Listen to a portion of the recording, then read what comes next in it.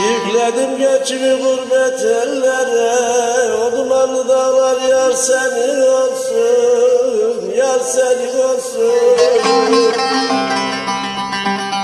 Ben gidince bilmem yüzün güldü mü, yeşil yaylalar yar senin olsun, yar senin olsun.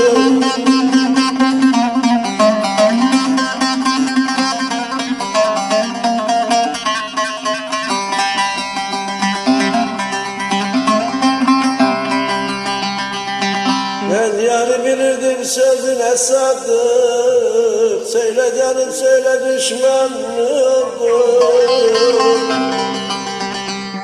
Muradın olduysa şimdi ayrıldık, kurduğu eller yar senin olsun, yar senin olsun.